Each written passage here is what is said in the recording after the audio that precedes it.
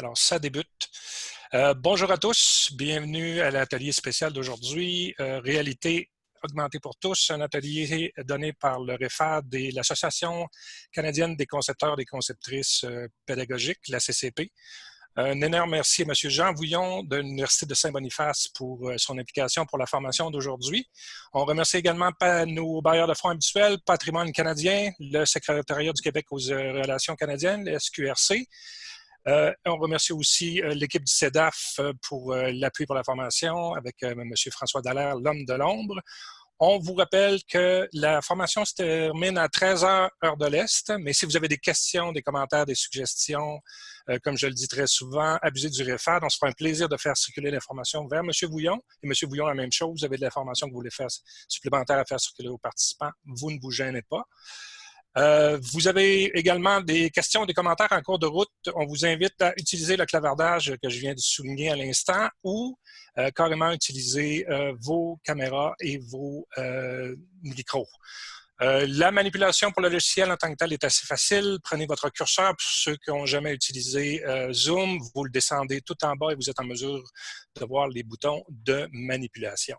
Alors, je souhaite à tous une excellente formation et je laisse la parole à M. Vouillon. Bonjour à tous. Oui, je vais faire donc une présentation sur Zapworks. Pour l'essentiel de la présentation, en fait, je vais partager mon écran. Donc, je vais réaliser une application Zapworks type avec le logiciel, simplement pour vous montrer l'interface, un peu la manière dont tout cela fonctionne. Donc, comme disait Alain, si vous avez des questions, surtout n'hésitez pas. Moi, je pense que je ne serais pas capable de voir à ce moment-là le clavardage. Donc, surtout Alain, n'hésite pas à intervenir et s'il y a des questions, surtout, n'hésitez pas. Donc, je vais rentrer tout de suite dans le vif du sujet et je vais tout de suite en fait partager mon écran. Alain, est-ce que je garde ma vidéo ouverte ou est-ce qu'il vaut mieux la fermer pour une question de… Oui, toujours mieux de garder sa vidéo ouverte. Oui. D'accord. Très bien. Donc, je commence tout de suite.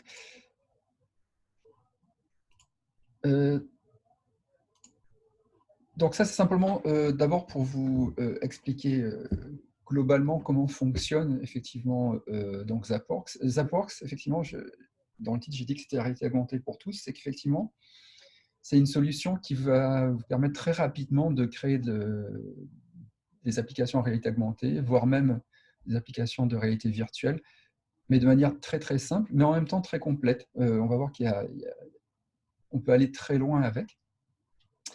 Alors, c'est amusant parce qu'en fait, cette formation-là, cet atelier, je l'ai donné déjà à 3 reprises et en fait, à chaque fois, il y avait des nouveautés. D'ailleurs, en fait, c'était amusant parce que juste avant de me brancher à ce webinaire, en fait, j'ai assisté à une autre présentation qui était donnée justement par l'équipe de Zapar, qui annonçait encore des nouveautés à venir. Mais en fait, comment ça fonctionne ? Eh bien, principalement, donc, on va développer l'application avec une Zapworks Studio sur l'ordinateur. Et ensuite, l'application va être en quelque sorte mise en ligne sur les serveurs de Zapar, la compagnie qui a créé Zapworks. Et pour pouvoir accéder à cette application-là, jusqu'à présent, en fait, on avait donc ce qu'on appelle un Zapcode. Donc, c'est pas un QR code, c'est vraiment un code un petit peu particulier qu'on pouvait donc à ce moment-là imprimer et afficher n'importe où. Et pour pouvoir voir l'application, il faut télécharger effectivement d'abord l'application gratuite Zapar sur votre téléphone ou votre tablette, et puis scanner l'application, scanner le code pour pouvoir accéder à l'application. Alors, nouveauté par rapport à la dernière fois, c'est que maintenant, en fait, l'application peut être vue aussi, il se base maintenant aussi sur les technologies web VR et web AR, ce qui veut dire que maintenant, il n'est plus forcément nécessaire d'avoir l'application Zapar sur votre téléphone ou votre tablette, mais vous pouvez simplement donc générer un QR code qui va être lisible donc, par votre tablette ou votre téléphone et qui va en fait être lancé soit au choix. Ça sera donc à vous de spécifier. Je vous montrerai toutes ces étapes par la suite, soit par l'application, soit simplement par un navigateur. puisque effectivement ça utilise des technologies standards comme WebAR et VR. Bon, on verra qu'il y a quelques limitations suivant ce que vous faites avec votre application. L'autre possibilité aussi qui est nouvelle, c'est en fait ce qu'ils appellent un deep link, c'est-à-dire qu'on peut aussi simplement créer un lien direct à l'aide d'une URL. Et dans ce cas-là aussi, donc ce qui veut dire que si par exemple, on peut lancer maintenant les expériences directement à partir d'un site web, par exemple, et là aussi, on a le choix au moment de la création de spécifier si ce deep link, si ce link s'ouvre en fait avec l'application Zappar ou à travers effectivement un navigateur avec WebVR et WebAR. Alors, ce que je vais faire donc au cours de ce webinaire, c'est vous montrer en fait tout le processus. On va créer une application donc très simple. Je vais créer effectivement ces éléments-là et puis ensuite on va effectivement voir fonctionner tout l'ensemble. Alors, juste avant le webinaire, donc Alain vous a envoyé un lien vers un ensemble de médias. C'est en fait les médias que je vais utiliser moi pour aujourd'hui. Ceux qui voudraient essayer de réaliser en même temps, donc libre à vous, effectivement, vous avez la possibilité. Si vous pouvez sinon le faire après. Vous verrez que dans le répertoire que j'ai fourni, il y a aussi ce que j'appelle une cheat sheet, c'est-à-dire qu'il y a vraiment étape par étape la réalisation de l'application que je vais faire. En fait, il y a même aussi une deuxième application qui est proposée, si jamais vous voulez le faire. Le but là, c'est surtout de vous montrer comment fonctionne en fait l'application Studio avec laquelle je vais travailler. Alors, là, je vais arrêter la recopie d'écran pour... non, je vais changer en fait. Je pense que non, je vais arrêter et cette fois-ci partager l'application. Alors, donc voilà, là je viens en fait de lancer simplement l'application donc Zapworks Studio, qui est l'application, c'est une application gratuite qui permet de développer effectivement les produits donc, en réalité augmentée, réalité virtuelle. En fait, il y a deux autres solutions qui existent, qui sont, je ne suis plus certain du nom, qui est Designer, je pense, qui sont des solutions en ligne, mais beaucoup moins complètes que Zapworks Studio. Alors, lorsque vous allez démarrer donc Zapworks Studio, donc première chose à faire, effectivement, je vais créer donc un nouveau projet. Et là aussi, c'est une nouveauté dans Zapworks. Il va vous proposer, l'application va vous proposer d'abord éventuellement des templates, c'est-à-dire des applications toutes faites. Et là, ce qui est intéressant, c'est que déjà, ça va vous donner un aperçu des possibilités du type d'application que vous pouvez réaliser avec Zapworks. Alors, quelque chose de très classique, effectivement, l'image tracking, c'est-à-dire qu'on a une image, on va la scanner avec son téléphone, sa tablette, et puis on va faire apparaître quelque chose par-dessus. C'est ce qu'on va faire d'ailleurs tout de suite. Et puis donc des nouveautés aussi. Il y a le face tracking, donc effectivement Zapworks est capable aussi de reconnaître effectivement le visage. Et donc comme ici dans l'exemple qui est donné, vous pouvez donc associer un élément 3D, donc virtuel, au visage. Nouveauté aussi par rapport à la dernière fois, c'est world tracking, c'est-à-dire que maintenant, on peut aussi superposer à la réalité en fait un objet 3D sans avoir besoin forcément d'avoir une tracking image à la base. Donc ça, c'est vraiment très puissant aussi, parce que ça ouvre toutes sortes de possibilités. Alors ça, ce sont des templates que vous pouvez utiliser, c'est-à-dire que vous pouvez effectivement les ouvrir et simplement ensuite changer, mettre vos propres éléments pour tester ces différentes fonctionnalités. Et vous avez encore d'autres sortes de templates. Donc là encore, des effets un peu classiques. Aussi des possibilités, par exemple, de faire des selfies, ce qui beaucoup de gens apprécient. Comment, par exemple, placer un objet 3D sur donc tracking image, comment animer les objets 3D, ainsi de suite. Jusque encore ici, face tracking, possibilité de mettre associer des choses sur les visages, aussi la reconnaissance faciale de certaines, par exemple, ouverture de la bouche, fermeture des yeux, etc., qui pouvaient en servir pour déclencher des événements. Donc, c'est vraiment très riche. Et pourquoi, en fait, je propose donc de découvrir cette application-là, c'est que quand j'ai commencé un peu à travailler avec la réalité augmentée, c'était il y a quelques années, il y avait une application intéressante qui s'appelait Metaio Creator, qui permettait de faire des choses assez intéressantes. Et puis, lorsque cette compagnie en fait, a fermé, ils ont été rachetés en fait, par Apple, c'est eux qui sont derrière le Apple ARKit. C'était difficile de trouver en fait, une application qui permettait de faire de la réalité augmentée.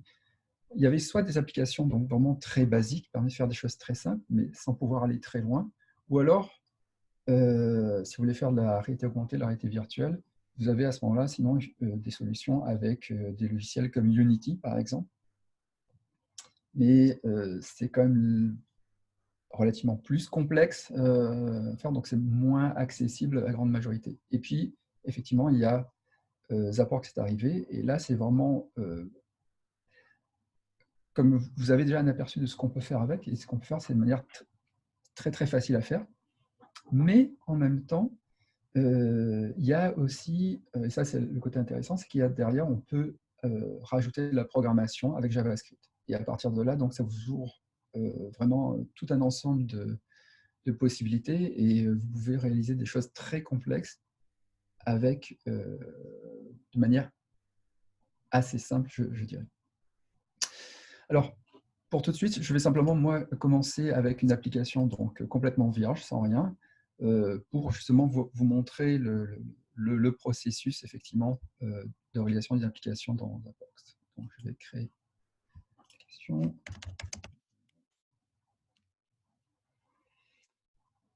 Voilà, donc là, vous êtes dans l'interface de Zaporx. Donc, ce que j'apprécie aussi avec Zaporx, moi je suis un petit peu paresseux de nature, j'aime bien les applications simples, faciles à utiliser. Là, c'est tout ce que vous avez, enfin toute l'interface ici, il n'y a rien de caché, il n'y a pas de menu complexe, etc. Tout est là, donc c'est assez facile à maîtriser. Description rapide de l'interface, ce que vous avez aussi... Oui. Présentement, là, ce qu'on voit, c'est New Project, Import, Delete, Rename. Est-ce que c'est ce qu'on doit voir présentement? Jean, je crois qu'on est encore à la page du site web où on était auparavant. Il n'y a pas eu de changement. Oui, d'accord. Je vois effectivement que c'est toujours la fenêtre qui a été... OK. Donc, je vais arrêter un instant la copie d'écran pour pouvoir passer sur l'autre fenêtre, je pense.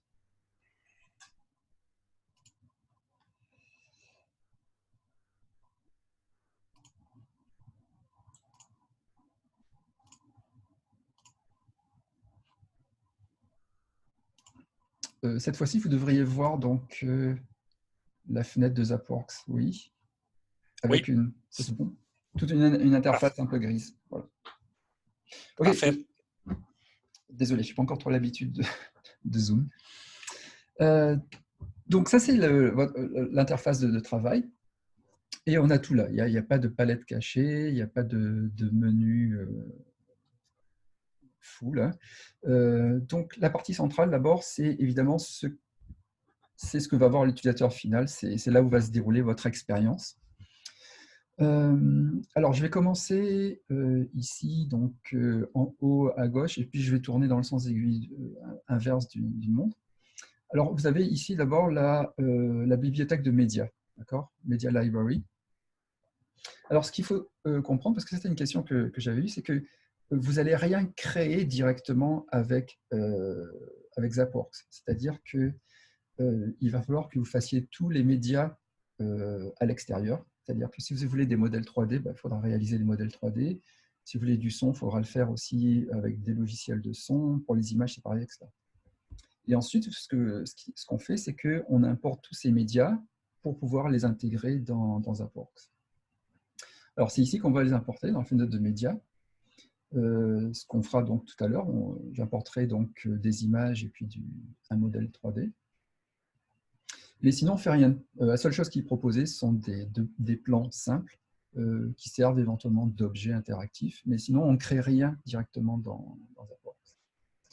Alors, si maintenant je passe de l'autre côté, on a la hiérarchie. La hiérarchie, c'est en fait simplement l'organisation de votre application. C'est-à-dire que quand vous allez vouloir avoir quelque chose présent à l'écran, une image par exemple, un bouton ou un son, il faudra le placer dans la hiérarchie. Et ensuite, vous pouvez organiser votre hiérarchie de manière logique, par exemple regrouper les boutons ensemble, des images, ainsi de suite. En dessous, les propriétés. Ça, c'est en fait, donc pour l'instant, il ne gère rien ici. En fait, les propriétés sont les propriétés de l'élément sélectionné ici dans la hiérarchie. Alors ça aussi, on va voir que c'est intéressant, parce qu'on va pouvoir faire des choses amusantes avec ça. En dessous, j'ai ce qu'on appelle les contrôleurs.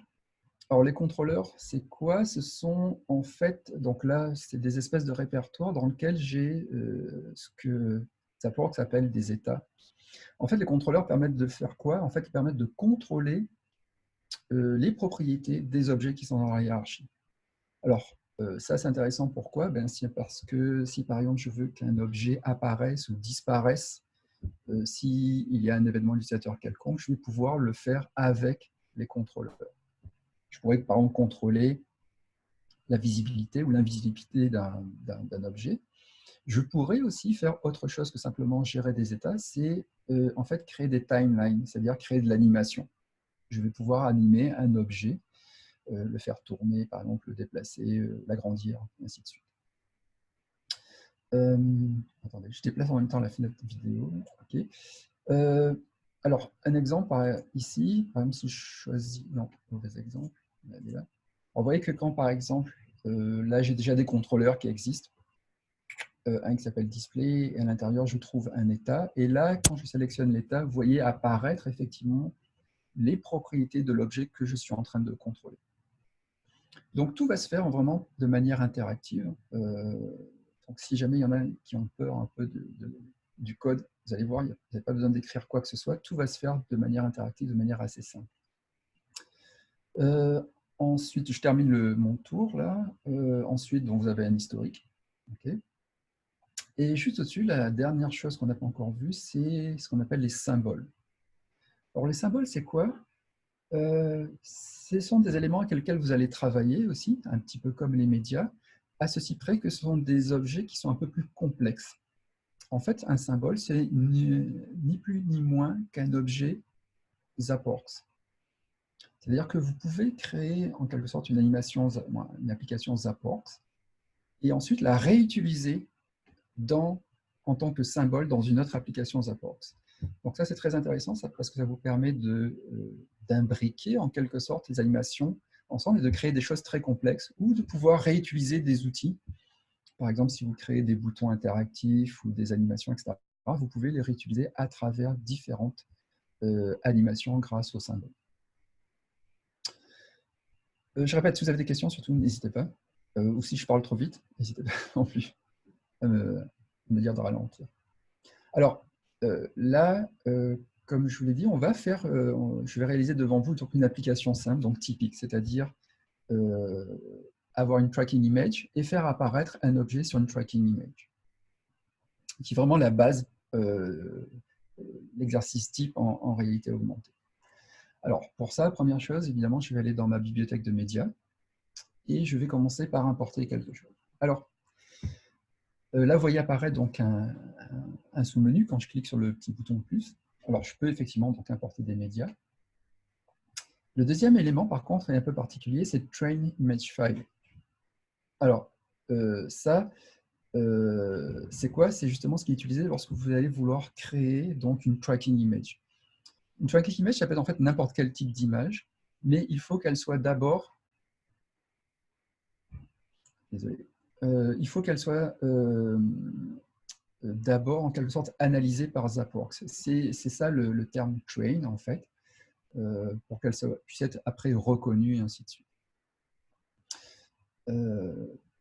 le reste, on y reviendra tout à l'heure, c'est justement pouvoir importer éventuellement des objets 3D, mais ça, je vais revenir après, puisque justement, j'aurai besoin d'un élément 3D. Alors, ce que je vais faire, évidemment, c'est que je vais commencer donc par créer donc, cette fameuse tracking image. C'est pour ça que là, je suis obligé d'abord de passer par train image, et non pas simplement une commande directe. Donc, je vais aller chercher une image. Et là, je vais aller chercher en fait les images. Donc, comme je vous disais tout à l'heure, ce sont les images qui sont les médias qui sont dans le répertoire pour lequel vous avez reçu un lien. Donc, si vous voulez refaire complètement l'exercice, vous pourrez. Et dans le répertoire que je vous ai donné, j'ai un répertoire qui s'appelle Tracking Image et j'ai mis donc une image que je vais donc ouvrir. Petite option, effectivement, est-ce que l'image va être affichée verticalement ou horizontalement? Verticalement, puisque je vais faire simplement le laisser là en direct sur mon ordinateur.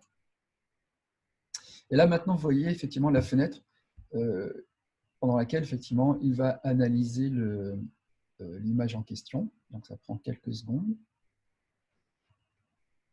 L'algorithme, d'ailleurs, est très performant parce que même des fois, il est capable de reconnaître l'image, même si vous avez juste une portion de l'image qui est présente. Lorsque le processus est fini, j'ai un élément qui est apparu donc, dans la bibliothèque, donc, qui est earth.jpg. Donc ça, c'était mon fichier. Et puis, il a collé effectivement une extension qui est ZPT, qui est une extension donc, propriétaire pour les images, pour le tracking image. Cette image-là va me servir de tracking image. Je vais donc en avoir besoin. Comment est-ce que je vais faire? Bien, je vais simplement glisser l'image de la bibliothèque de médias directement dans ma hiérarchie. Voilà, donc là maintenant à l'écran, vous pouvez voir effectivement ce qui est ma tracking image. C'est-à-dire que je vais pouvoir faire apparaître quelque chose sur cette image-là lorsqu'elle sera vue par mon téléphone. Bonjour, Jean. Oui. On a eu la difficulté à voir la manipulation. Est-ce que c'était dans un autre écran ou Malheureusement, oui, c'est parce qu'il y a eu une fenêtre d'ouverture qui est apparue pour rechercher le fichier. Et j'ai l'impression que ce n'est pas pris en compte dans la recopie d'écran. OK, parfait. Merci. Simplement, ce qui s'est passé, c'est que quand j'ai cliqué sur le bouton Train Image File, il m'a ouvert une fenêtre de recherche sur l'ordinateur et j'ai été chercher l'image en question. Alors, cette image-là, je répète, elle est dans le répertoire qui vous a été fourni. Donc, vous pourrez refaire la manipulation après. Alors, là, j'ai une image, donc parfait. Cette image, évidemment, ne sera pas vue. Hein. Elle devra être scannée par votre périphérique. Alors, maintenant, qu'est-ce que je veux faire? J'aimerais avoir, en fait, un globe 3D qui apparaît sur cette image-là lorsqu'elle est scannée. Alors, j'ai besoin donc cette fois-ci encore d'un nouveau média, donc je clique sur le petit bouton plus et je vais importer donc cette fois-ci donc un média. Alors, pour la 3D, effectivement, il faut faire un objet 3D. Vous avez des logiciels pour faire ça éventuellement. Vous avez aussi la possibilité qui est de passer par Sketchfab. Donc, je ne sais pas si vous connaissez Sketchfab, mais Sketchfab est un site qui vous permet de mettre en ligne vos modèles 3D, donc de les montrer, d'interagir. Et il existe pas mal de modèles qui sont téléchargeables gratuitement. Donc, vous pouvez Oui. Excuse-moi, Jean, pourrais-tu répéter Sketchfab. Sketchfab, FAB? C'est ça. Oui, OK. Je peux vous montrer ici tout de suite rapidement. Lorsque vous avez créé, il faut simplement créer un compte Sketchfab, donc qui est gratuit, et ça vous permet donc d'explorer effectivement. C'est très intéressant parce que ça vous permet de voir des modèles interactifs 3D en ligne. Certains sont gratuits, donc vous pourriez éventuellement les télécharger pour pouvoir l'utiliser dans vos applications et ainsi de suite. Donc ça, c'est une possibilité. L'autre possibilité qui est proposée aussi par Zapworks, c'est de télécharger. Ils ont une petite collection de modèles 3D qui sont gratuits. Si jamais vous voulez jouer avec dans vos applications en réalité augmentée, en réalité virtuelle. Je pense que là, vous ne voyez pas non plus ma fenêtre, en fait. Effectivement, il faut vraiment partager ton écran au complet. C'est des pop-up qui arrivent, Jean? Oui, c'est ça. Okay. C'est peut-être moi qui ai raté une option dans le... quand je partage mon écran. Je peux partager complètement Oui, l'écran. bonjour, François Dallaire, technicien web diffusion. S'il vous plaît, quittez le partage d'écran et revenez en partageant l'ensemble de l'écran et non seulement l'application, s'il vous plaît. Merci. Merci, François. OK. Désolé pour ça. Je n'avais pas fait attention à l'option. Donc, je pense que ça devrait aller. Je vais juste refaire manipulation. Donc, si je clique sur Free Model, donc là, Oui, vous voyez. Voilà. Absolument, parfait. Merci. Merci encore, François. Donc là, vous êtes sur une collection de modèles donc, proposée par Sketchfab, simplement pour avoir des fichiers 3D d'exemples à utiliser. Alors, là, je ne vais pas faire ça, évidemment. J'ai un modèle 3D qui m'attend dans mon répertoire de médias. Alors là, c'est juste la petite particularité, une espèce de chose illogique au niveau de l'utilisation de ce logiciel-là. Je vais vous la montrer parce que c'est la seule particularité au niveau des modèles 3D. Donc, je clique sur Import et je vais aller chercher donc, dans mon répertoire. J'ai le répertoire 3D et ici, j'ai mon modèle 3D, donc un fichier .fbx. Alors, pour ceux qui ne savent pas forcément, donc fbx, c'est le format d'échange standard des modèles 3D. C'est-à-dire que quel que soit le logiciel 3D avec lequel vous travaillez, il devrait être capable, a priori, d'exporter en FBX. Et si vous avez du FBX, à ce moment-là, vous pourrez utiliser dans Zaporx votre modèle. Donc là, je vais prendre le modèle 3D. Et là, c'est le côté illogique de la chose. C'est que typiquement, pour les objets 3D, il ne faut surtout pas cliquer sur Open. En fait, ce qu'il faut faire, c'est le glisser ici. Alors, ne me demandez pas pourquoi. Je leur ai déjà dit que je ne trouvais pas ça très logique. Et je vous rassure, je me fais avoir régulièrement, ou à chaque fois, je fais Open et puis ça ne marche pas. Donc là, cette fenêtre, je peux la fermer, par contre. Et lorsque vous avez donc glissé votre modèle 3D, il y a une fenêtre intermédiaire qui apparaît. Donc, pour le modèle 3D, donc je vais valider. Et encore une fenêtre intermédiaire qui me montre mon modèle 3D. Mais évidemment, là, sur le modèle 3D, il manque en fait la texture, c'est-à-dire l'image qui est appliquée sur l'objet pour lui donner une apparence un petit peu plus sympathique. Alors, cette texture existe aussi, elle est dans le répertoire, donc je vais simplement aller la chercher.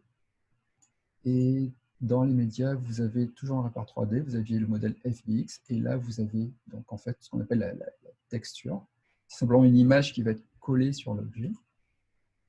Et puis, voilà, donc là, j'ai maintenant mon modèle enveloppe 3D qui est prêt à utiliser. Donc là, c'est fini. Je vais simplement cliquer. Et le modèle 3D, en fait, on ne le voit pas dans le Media Library. Par contre, il est apparu ici dans les symboles. Alors ça, c'est justement une bonne occasion de vous montrer en fait ce qu'est un symbole. Et je vais cliquer donc sur mon modèle. Et là, vous voyez que en fait, j'ai quelque chose qui ressemble à l'interface que j'avais juste avant. Mais en fait, je suis à un autre niveau. Je suis rentré dans le symbole.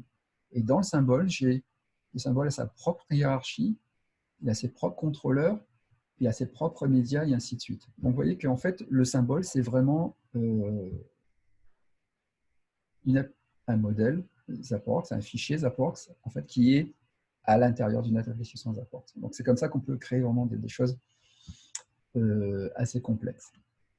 Donc là, je vais revenir à mon animation. Donc, vous voyez en haut ici, je suis à l'intérieur de mon symbole Earth. Je vais revenir au niveau de l'animation. Voilà. Donc, le but, c'est quoi? C'est de faire apparaître ce globe 3D lorsque je vais scanner mon image 2D. Eh bien, rien de plus simple. Je prends mon symbole et je le glisse. Alors, attention, je le glisse sur la tracking image. Parce que, évidemment, l'objet 3D est dépendant de cette image-là. Donc, je la glisse sur l'objet. Et vous voyez à ce moment-là que le symbole que je viens de créer vient d'être on voit qu'il est décalé, il dit qu'il est indenté, ça montre que mon symbole 3D en fait appartient en quelque sorte, est un enfant de la tracking image. Alors si je regarde un petit peu, c'est ça qui va se passer. C'est-à-dire que mon symbole va apparaître là, comme ça, sur l'image. Alors évidemment, ce n'est pas forcément terrible. peut-être que par rapport à mon image, l'objet est un petit peu gros. Donc, j'aimerais le réduire et puis le décaler un petit peu, parce que là, on voit qu'il va être en fait à moitié dans l'image. Alors, je vais changer ça. Je pourrais le changer de manière interactive. Ici, j'ai en haut, là, j'ai le positionnement, là, j'ai la rotation, et puis là, j'ai la mise à l'échelle. Je pourrais le changer de manière interactive à la souris. Je préfère ça faire, disons, le faire plus proprement, en passant par les propriétés. Donc, je sélectionne un symbole terre, je regarde dans les propriétés si j'ai quelque chose qui pourrait m'aider à faire ça. Et plus bas, ici, j'ai Transform. Position, échelle et rotation. Donc, je vais réduire ici l'échelle.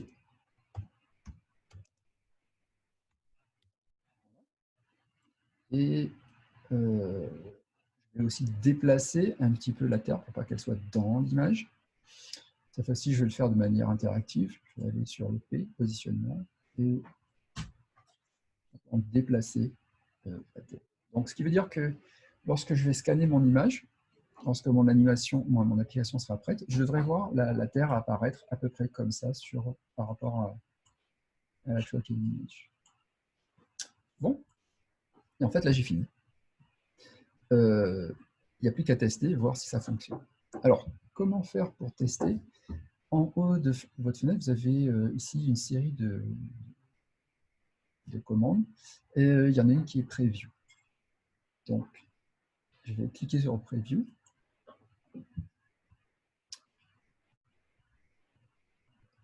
Là, en fait, quand je clique sur Preview, ce qui va se passer, c'est que effectivement, l'application va être créée et elle va être mise en ligne donc, sur Zaports. J'ai peut-être oublié de préciser, pour utiliser ça, effectivement, il faut vous créer un compte Zaports. Attention, ce n'est pas quelque chose qui est gratuit. Vous avez toutefois un essai de 30 jours gratuit. Suivant si vous l'utilisez pour l'éducation ou pas, vous avez aussi des tarifs préférentiels pour l'éducation. Donc là, continue le processus. Et lorsque c'est fait,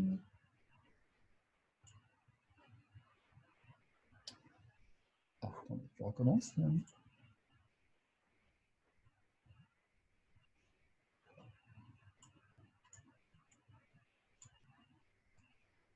Ah, attendez, je ne comprends pas, pour une raison, pour une autre.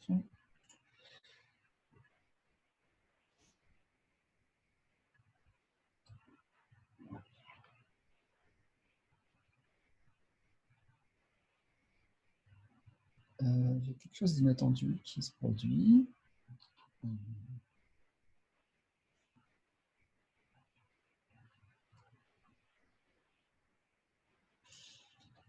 Attendez, j'ai le prévu qui ne fonctionne pas. Je vais juste arrêter un instant la recopie, parce que je me demande si c'est pas ça qui pourrait poser un problème quelconque.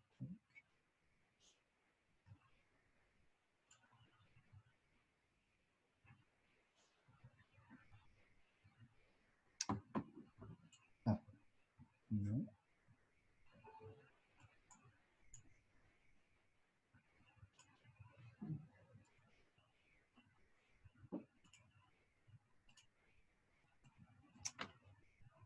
Alors, juste un instant, parce que je ne comprends pas trop là, ce qui se passe. J'ai jamais eu ce problème avant.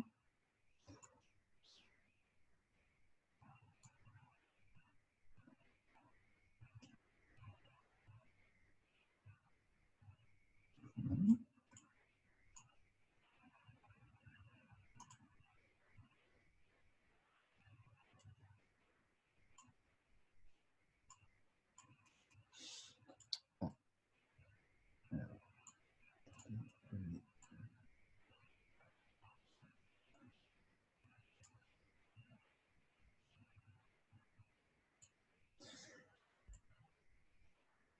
je vais quitter un instant Zapworks, je vais le relancer.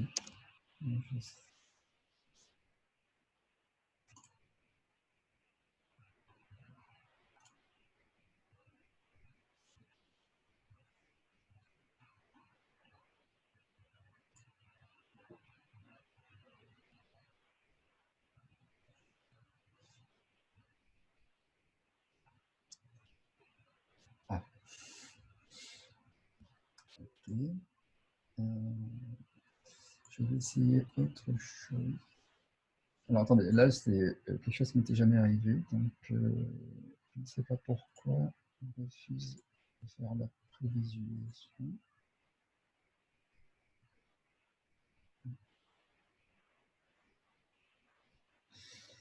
Alors attendez, je vais essayer simplement de faire carrément une publication directe.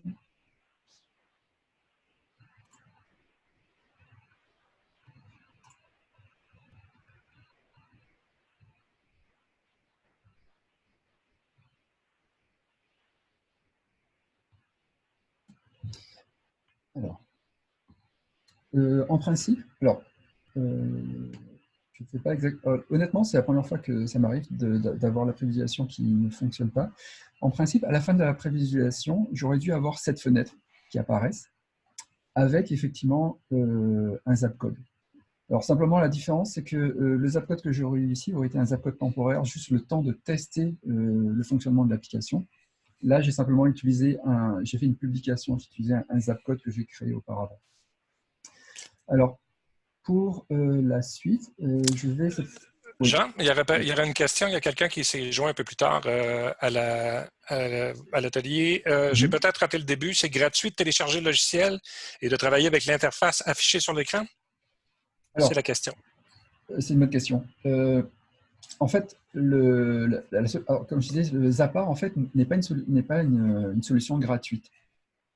Il faut payer, c'est un abonnement.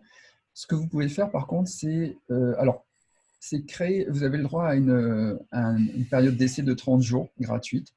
Et lorsque vous avez créé votre compte, vous pouvez effectivement télécharger Studio, c'est-à-dire cette application-là. L'application n'est pas à payer. Alors après, sur le site, vous avez effectivement différents tarifs en fonction de ce que vous faites avec l'application. Dans le cas par exemple de l'éducation, comme c'est le cas ici, le coût annuel est de $250 à peu près, et puis $1 supplémentaire. Non, ils ont augmenté, $2 par siège, d'ailleurs pour les étudiants par exemple. Si vous voulez faire par contre des applications commerciales, à ce moment-là, il faut compter à peu près $1000 par an, je pense, au niveau abonnement. Merci, Jean. Donc là, ce que je vais faire encore, c'est je vais cette fois-ci interrompre à nouveau la recopie d'écran pour vous montrer, donc faire une recopie par contre de mon téléphone, vous montrer donc le processus complet. Donc je vais arrêter.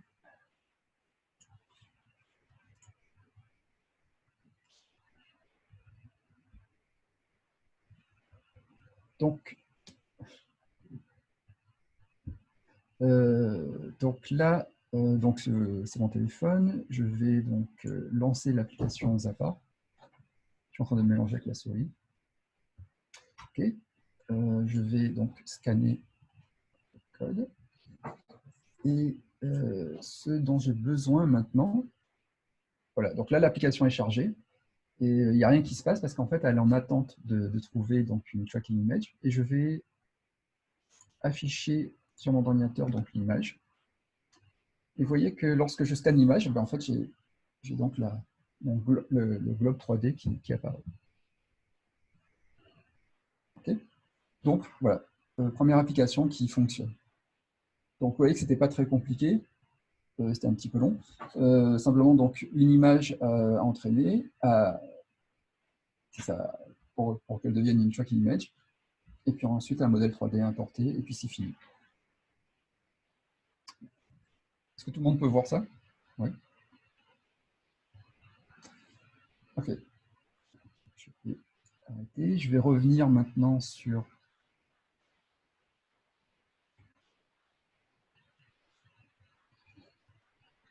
Alors par contre, désolé pour le problème. En principe, je n'aurais pas eu besoin de publier. J'aurais fait simplement une prévisualisation et j'aurais dû obtenir la même chose.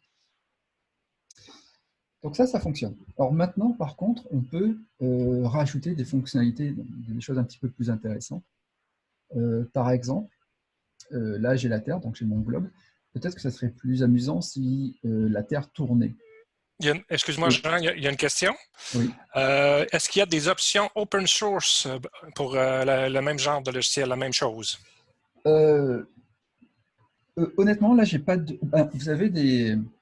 Vous avez par exemple je dirais la première chose, c'est effectivement tout ce qui est WebVR et WebAR, puisque là, vous allez avoir je pense, des bibliothèques JavaScript essentiellement qui vous permettent de faire de la réalité augmentée, de la réalité virtuelle avec simplement le web. Évidemment, je comprends que c'est une solution payante. La seule chose, c'est que je ne pense pas que vous ayez une solution qui vous donne autant d'options qui soient gratuites. C'est ça la chose. C'est qu'avec WebAR, WebVR, vous pouvez faire effectivement des expériences en réalité augmentée, réalité virtuelle, mais je ne pense pas du calibre que ce que propose Zaporx. Tenant compte effectivement de l'aspect aussi simple d'utilisation. Je répète, vous avez encore d'autres solutions comme effectivement des solutions professionnelles, genre Unity par exemple, avec des bibliothèques Vuforia, je pense, pour faire de la AR. Mais l'utilisation de Unity est peut-être d'un niveau un petit peu plus complexe et va nécessiter aussi des qualités en programmation qui seront un peu au-delà de ce que vous pouvez faire par rapport à ça. Donc je dirais que vous avez des solutions sans doute open source, mais des solutions simples à utiliser, proposant autant d'options comme on a vu tout à l'heure, c'est-à-dire que vous avez World Tracking, vous avez Face reconnaissance faciale, etc. Je ne suis pas certain que vous ayez tout ça dans un package open source, gratuit. Donc là, je vous disais, on va rajouter maintenant un peu de choses intéressantes, comme par exemple une animation. Donc ça, on peut le faire facilement aussi avec Zapar. Ce que je vais, c'est animer la Terre, la faire tourner. Donc là, je vais utiliser ce dont je vous parlais tout à l'heure, qui sont les contrôleurs. Parce que les contrôleurs peuvent contrôler les propriétés d'un objet. Donc c'est ce que je vais faire. Alors comment est-ce qu'on fait ça? Je vais aller ici dans contrôleur, je vais créer un nouveau contrôleur que je vais appeler Terre. Un contrôleur, pour l'instant, c'est ni plus ni moins qu'une espèce de répertoire. Jean, on aurait une autre question. Oui. Et Unreal, qui est gratuit, je crois, c'est un concurrent de Unity. Est-ce que c'est aussi fait pour ce genre de travail? Je pense que tout à fait. En fait, Unreal Engine et Unity sont en fait les deux principaux, disons, interfaces de développement pour les jeux et tout ce qui est application de réalité virtuelle et de réalité augmentée. Je pense que c'est notamment le genre de logiciel qu'on utilise lorsque vous faites des développements AR et VR, notamment avec les casques type Oculus ou quoi. Donc, oui, effectivement, c'est gratuit. Je pense que pour l'éducation, c'est effectivement Unity. Je travaille avec Unity. Unity est gratuit effectivement pour l'éducation. Si jamais vous développez des applications, par contre, là, ça devient payant. Pour Unreal, je ne sais pas si c'est la même chose ou pas. Mais, alors, à vérifier. Hein, je ne connais pas, par contre, Unreal. Je suppose que effectivement les assets qui existent pour Unity pour pouvoir créer en réalité virtuelle et réalité augmentée existent aussi pour Unreal. Alors, j'ai créé ici un contrôleur. Maintenant, je vais rajouter, je vais créer non pas un état, mais ce qu'on appelle une timeline, c'est-à-dire une timeline, c'est ce qu'on a besoin pour créer une animation. Je vais l'appeler rotation.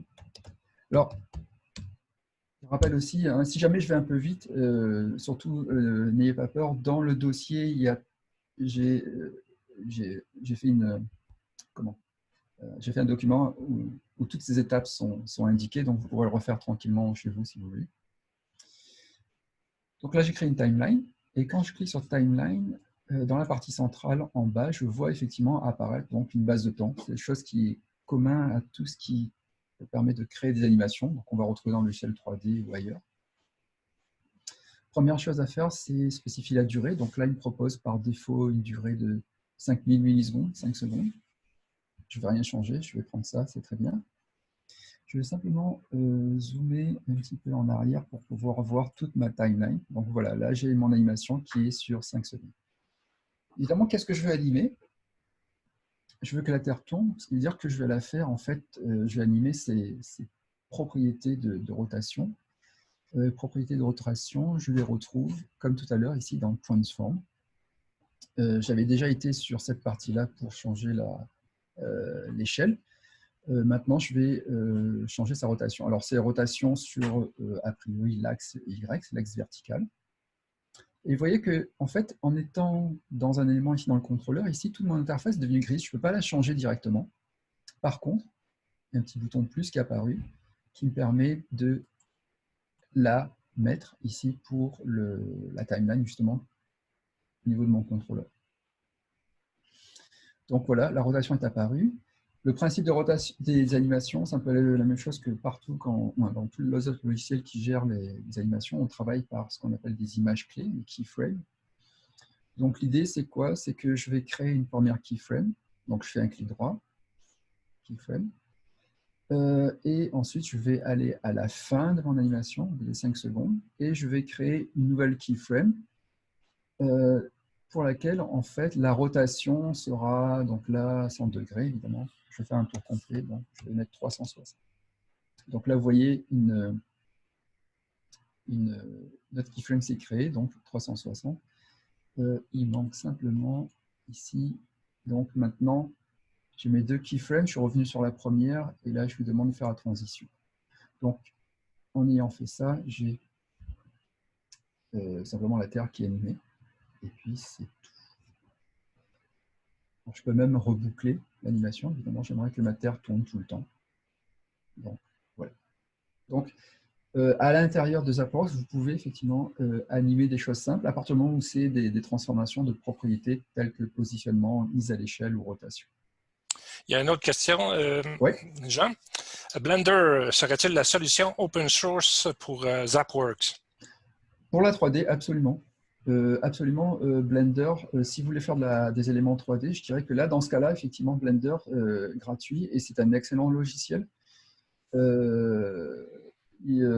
est en train de devenir vraiment même un logiciel, disons, de calibre professionnel, utilisé dans des animations, notamment les studios comme Ubisoft Animation vont l'utiliser, ils ont lancé ça récemment. Donc ça, par contre, oui, tout à fait. Si vous voulez vous lancer dans la 3D sans avoir à payer de grosses sommes, Blender est tout à fait exactement la solution qu'il vous faut. Voilà, donc l'animation est faite. Alors, juste parce que le temps est en train de passer assez vite, si jamais je testais à nouveau l'animation pour voir, je serais déçu. En fait, je ne verrais pas la Terre tourner.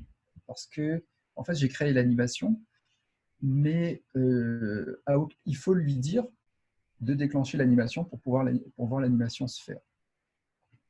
Alors, pour ça, normalement, à partir du moment où vous voulez commencer à déclencher des choses, provoquer des choses, il vous faudrait du code. Alors, pas de panique, on ne va pas avoir besoin forcément d'écrire du code tout de suite. Ça aussi, c'est une nouveauté qui a été rajoutée, c'est que dans Zapworks, vous avez maintenant, dans les propriétés, vous avez quelque chose qui s'appelle aussi... attendez, je vais revenir d'abord. Là, je suis dans le contrôleur pour l'instant, donc je vais revenir au fonctionnement normal, c'est-à-dire ici à la base. Et je vais... donc, ce que je veux, c'est déclencher l'animation quand, par exemple, en fait, simplement ma tracking image est vue. Ce qui veut dire que j'ai un événement qui doit être déclenché, j'ai une animation qui doit être déclenchée pour un événement particulier. Cet événement, c'est voir effectivement la tracking image. Donc, je vais aller sur la tracking image ici. Et lorsque c'est fait, vous voyez ici parmi toutes les propriétés, donc j'ai différentes rubriques, et j'en ai une qui s'appelle Action. Actions sont en fait des collections de scripts déjà prêts à l'emploi. Donc comme ça, vous n'avez pas besoin d'écrire quoi que ce soit. Donc très pratique. Absolument, pour l'instant, je n'ai rien. Donc je vais cliquer sur Add. Et là, il vous propose donc des sous-rubriques. Donc moi, je mets dans les conditions de quelqu'un qui ne connaît pas la programmation, qui ne connaît pas vraiment Zapworks. Mais là, effectivement, il vous propose quoi? Il vous propose 3 événements possibles. Donc on-scene, first scene ou not scene. Donc là, on se doute, effectivement, ce sont des événements qui sont déclenchés lorsque la tracking image est vue, lorsqu'elle est vue la première fois ou lorsqu'elle n'est plus vue. Donc là, a priori, choisir la première. Et lorsque je choisis donc cet événement déclencheur, lui, il me propose derrière donc une série d'actions. Donc on voit effectivement ce qu'on pourrait faire, c'est aller vers un site web, vibrer, activer un état, play timeline, etc. Alors, je pense que logiquement, parmi tous ces états-là, il y en a un qui semble a priori propice, c'est effectivement de jouer l'animation, parce que c'est ce que je veux qu'il fasse, c'est-à-dire qu'il joue une timeline. Donc je vais choisir timeline. Et en ayant fait ça, évidemment, des informations supplémentaires apparaissent. Il va me demander de choisir, évidemment, je veux déclencher l'animation, il faut que je lui précise quelle animation. Donc je vais cliquer d'abord quel contrôleur, donc contrôleur terre, ce que j'ai créé, et ensuite dans terre, quelle animation. J'en ai qu'une seule, c'est rotation. Et puis je lui demande effectivement de la lire depuis le début, pourquoi pas, et puis effectivement en boucle. Voilà, c'est fait. Donc on va voir si ça fonctionne. Donc je vais essayer encore la commande preview, si jamais ça veut bien marcher cette fois. Non, toujours pas. Ok, donc je vais simplement refaire une publication. Donc je publie. J'associe donc aux zapcodes.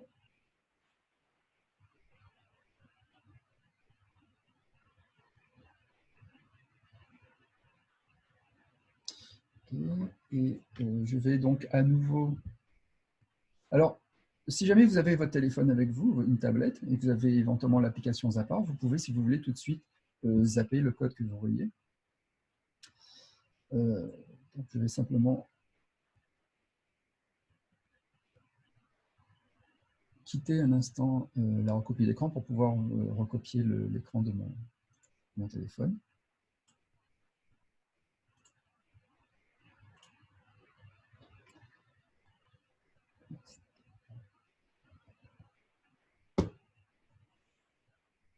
Donc, oui, pardon, je vais pousser ça.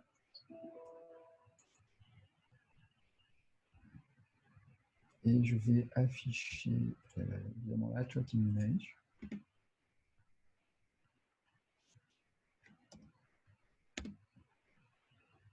Et là maintenant, vous voyez effectivement donc, la Terre qui est animée.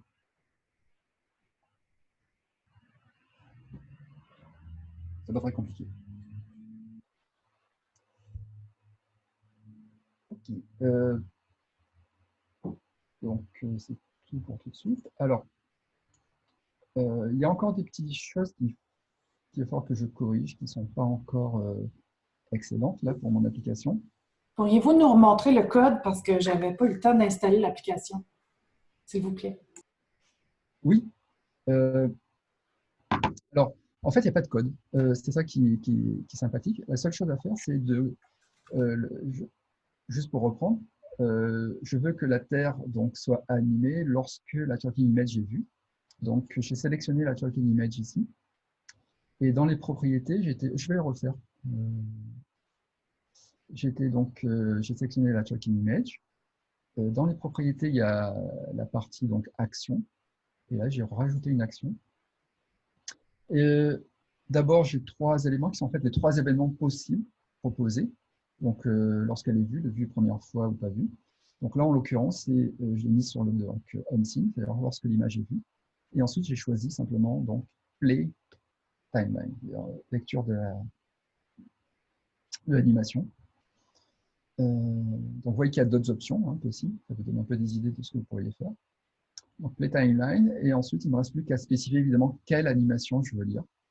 Donc, là, je vais chercher l'animation qui est ici, rotation, qui se trouve dans le contrôleur Terre que j'ai créé.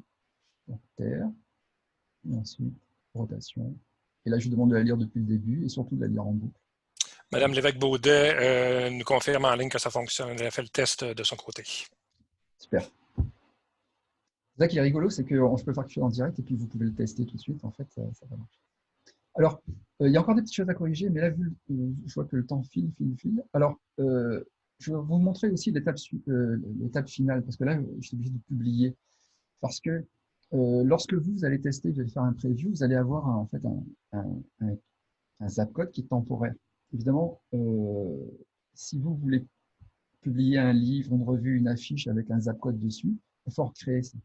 Alors là, je vais vous montrer le processus maintenant complet de fonctionnement. Pour ça, il faut aller en fait sur le site Zapworks. Donc, sur le site Zapworks, lorsque vous avez votre compte, c'est là où vous allez pouvoir créer votre vous allez pouvoir créer votre Zapcode. Alors, donc là, je suis donc déjà logué sur mon compte. Et tout ce que vous allez faire, c'est simplement ici cliquer donc, sur Projet. Cliquez Nouveau projet. Et là, vous avez différentes étapes qui apparaissent. Alors évidemment, il vous demande d'abord avec quels outils vous allez travailler. Nous, évidemment, on travaille avec Studio. Designer et Widget sont des outils en ligne qui permettent de créer aussi des applications en réalité augmentée de manière encore plus simple, évidemment beaucoup plus limitée par contre. Mais ça, c'est encore une autre possibilité suivant le niveau de complexité que vous voulez faire pour vos applications.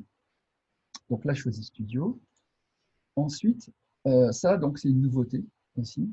C'est que maintenant, vous pouvez choisir le type de ce qu'on appelle trigger, en fait, déclencheur de l'application.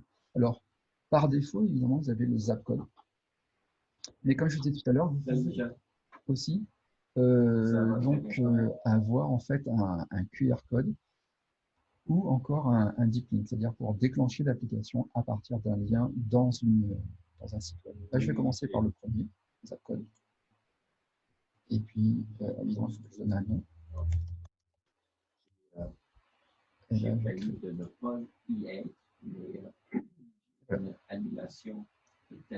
donc là, je suis dans le domaine et donc j'ai mon déclencheur qui est là. Vous pouvez le télécharger, évidemment, PNG ou SVG, si jamais vous voulez donc l'imprimer et le diffuser. Vous pouvez toutefois les rajouter les autres aussi, si vous voulez. Donc là, je peux aller sur Triggers et à ce moment-là, j'ai la possibilité de rajouter de nouveaux triggers.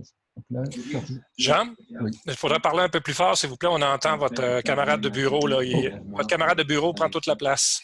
Oh, désolé.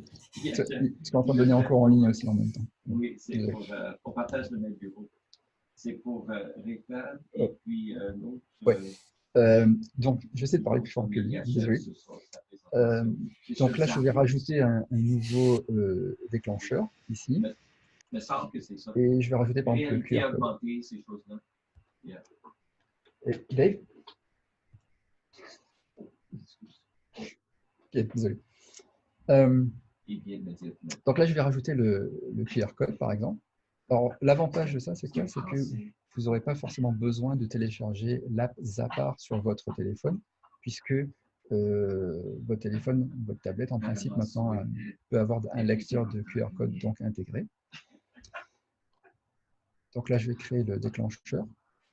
Et ici, dans le cadre de ce déclencheur-là, par exemple, j'ai la possibilité de choisir effectivement ce que le déclencheur, vers quoi le déclencheur va envoyer mon application.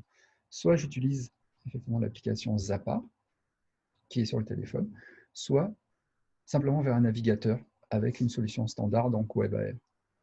Alors pourquoi ce choix? C'est parce que, évidemment, WebAR, c'est très bien. Seulement, suivant le niveau de complexité de vos applications dans Zapar, il se peut que WebAR ne supporte pas ce que vous allez faire. Donc, dans ce cas-là, il faudra rediriger vers l'application Zapar. Mais sinon, si c'est quelque chose qui est à peu près assez standard, vous pouvez l'envoyer simplement vers WebAR. Et dans ce cas-là, le QR code ne renverra pas vers l'application Zapar, mais simplement vers le navigateur.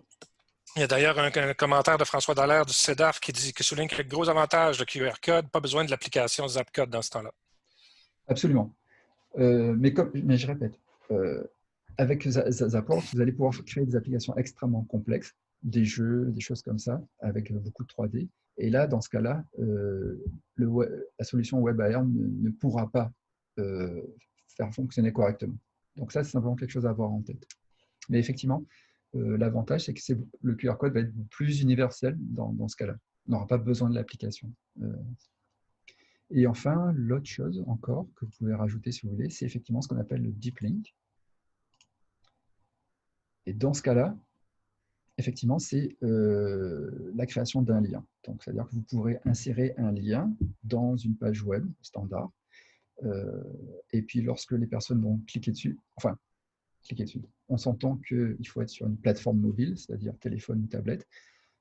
Le lien pourra les rediriger, et là encore, au choix, soit vers l'application Zapworks, soit vers un navigateur avec la version WebAR de Zapworks. Donc ça, c'est la chose. Et puis, donc là, j'ai créé effectivement mon Zapcode pour ce projet.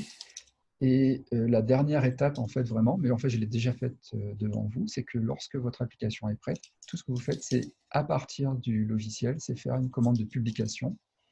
Et là, vous choisissez effectivement le Zapcode que vous voulez.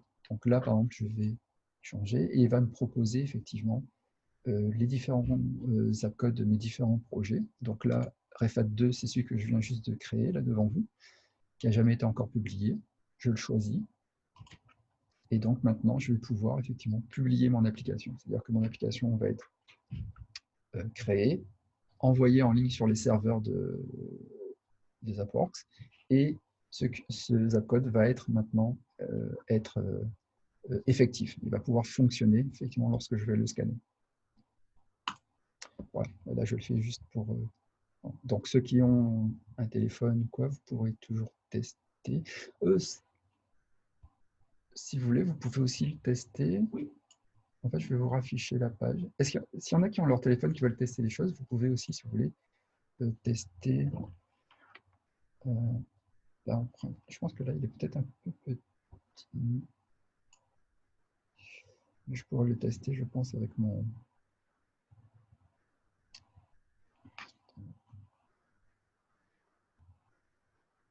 Je suis en train d'essayer de tester le...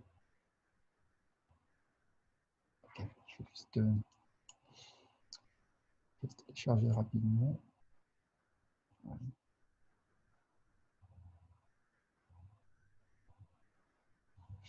Je vais partager peut-être un instant mon téléphone.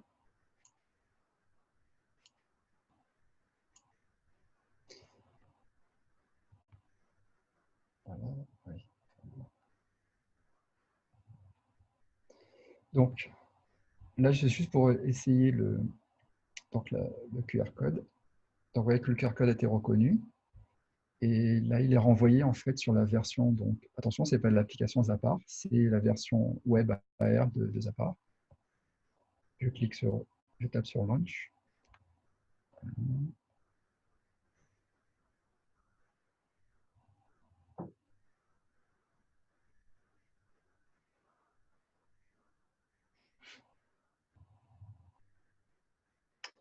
Et alors, c'est un petit peu compliqué. Maintenant, il faut que je raffiche mon image. Oups. Là. Donc, je fais exactement la même chose que tout à l'heure, à ceci près que là, ce que vous voyez, c'est donc à partir d'un site web, la version web VR de mon application. Et non pas à travers l'application Zapar.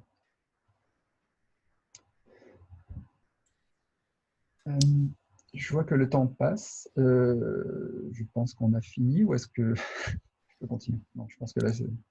Oui, bien, on a dépassé un peu le temps.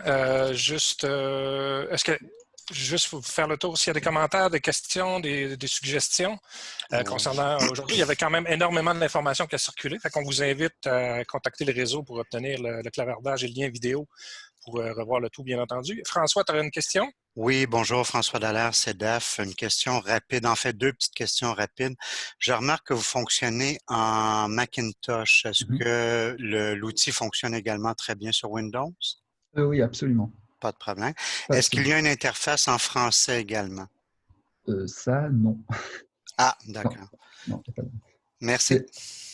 Donc, je répète, effectivement, là, j'ai été assez vite. Je n'ai pas, en plus, couvert, il y a encore 2-3 petites choses que je voulais vous montrer, mais je répète, si vous avez la chance d'avoir téléchargé le répertoire qui vous était proposé, vous avez tous les éléments à l'intérieur et surtout, vous avez 2 documents qui vous décrivent étape par étape ce que j'ai fait. Et puis, vous trouverez donc l'étape suivante que je n'ai pas eu le temps de vous montrer, ainsi qu'un autre exercice. Donc, si vous voulez, vous pouvez effectivement faire ça. Et puis, n'hésitez pas si vous avez des questions.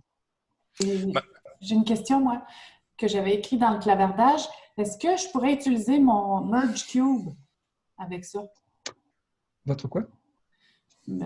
Merge Cube. C'est un cube en mousse noire avec des dessins sur chaque face. Puis il y a des applications sur les appareils cellulaires, puis ça permet de voir des objets en 3D, mais on tient le cube dans la main. Désolé, je ne connais pas. Je pense que ça doit nécessiter une application particulière. Je vais partager un lien dans le clavardage. D'accord. Merci, Gabriel. Je vais remettre aussi l'exercice dans le clavardage. Ceci étant, donc je ne sais pas à quoi ça correspond, mais si effectivement il y a des images particulières sur chacune des faces du cube, ça pourrait être utilisé éventuellement comme tracking image, peut-être par Zappa. Mais effectivement, je ne connais pas, je vais regarder cette solution. Oui, merci pour le partage, Gabriel. Est-ce qu'il y a d'autres questions, des commentaires, des suggestions? 2 secondes. Jean, est-ce que tu veux regarder qu'est-ce que est MergeCube? Oui. Alors, s'il y a des commentaires, des suggestions, des questions, c'est le temps. Vous pouvez faire comme Mme Lévesque également, utiliser votre micro et bien entendu votre caméra sans aucun problème, ou le clavardage. François Dallaire du CEDAF, j'aurais une autre petite question rapide. En fait, est-ce que Blender peut remplacer complètement ZapWorks ou ZapWorks a des fonctionnalités que Blender ne peut pas compléter? Attention, ZapWorks et Blender sont 2 choses totalement différentes. Blender, c'est une solution 3D. C'est-à-dire que c'est un logiciel qui va vous permettre de modéliser des objets, de les texturer et de les animer. En aucun cas, il fait de la réalité virtuelle ou augmentée. De notre côté, ZapWorks, c'est juste en quelque sorte un intégrateur multimédia. Donc, je dirais qu'ils se complémentent parce qu'effectivement, si vous voulez de la 3D, à ce moment-là, vous pouvez utiliser Blender, exporter les modèles pour ZapWorks. OK, je comprends. Merci de la distinction. D'autres commentaires, questions, suggestions? Monsieur Vouillon avait eu l'occasion de regarder pour le MergeCube. Je viens juste d'arriver sur le site. Il faudrait que je regarde davantage parce que je pense qu'effectivement, ça doit utiliser peut-être une application spécifique pour ça.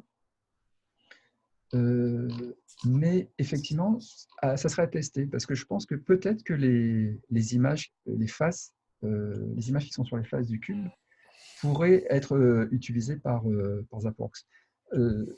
Ou, une autre chose, vous pourriez créer votre propre cube en fait. Rien n'empêcherait de créer un cube avec 6 images de votre conception qui pourraient être utilisées par ZapWorks. Alors, juste la petite précision, c'est que normalement, avec l'application ZapWorks, on ne peut pas avoir plus d'une tracking image active en même temps. C'est-à-dire que, admettons que vous avez votre cube, vous avez 6 faces, il y aurait une face qui serait vue, mais pas les autres. Alors ça, c'est une espèce de limitation, mais en fait, on peut la contourner. Il y a effectivement 2 techniques qui existent, j'en ai expérimenté une d'ailleurs, qui permettrait effectivement de pouvoir scanner effectivement plus de tracking image. Donc, ça pourrait fonctionner avec un cube de votre conception. Ceci étant, donc, j'aimerais aussi dire, si jamais vous vous intéressez à ZapWorks, je vous conseille aussi d'aller sur le forum. À partir du site, il y a un forum qui est assez actif et puis les gens justement ont abordé à plusieurs reprises ce problème de faire du tracking image, d'avoir multiples tracking images en même temps. Donc, vous pourriez créer en fait votre propre cube. Merci beaucoup. Est-ce qu'il y a d'autres questions? Dernier tour de table? Que ce soit en utilisant le micro, en utilisant votre caméra aussi, ou par clavardage. Eh bien, ça mettrait fin à l'atelier d'aujourd'hui. Un énorme merci à M. Vouillon pour son implication pour la formation. On vous répète encore une fois, étant donné qu'il y a énormément d'informations qui ont circulé pour obtenir le clavardage et le lien vidéo, contactez refad@sympatico.ca. On se fait un plaisir de vous faire circuler l'information. La même chose vers M. Vouillon ou de M. Vouillon vers les participants. Vous ne vous gênez pas du tout. Et je laisse le mot de la fin à Jean. Merci d'avoir participé à ça. Désolé pour les petits glitches au niveau de ZapWorks, là, je ne sais pas ce qui s'est passé. J'ai conscience aussi que j'étais assez vite. Je répète, surtout, n'hésitez pas, vous avez les étapes qui sont indiquées dans les documents, là, qui sont fournis dans le répertoire, donc n'hésitez pas à refaire. Et puis, si vous avez des questions, je suis à votre disposition. Un gros merci tout le monde. Bonne fin d'après-midi.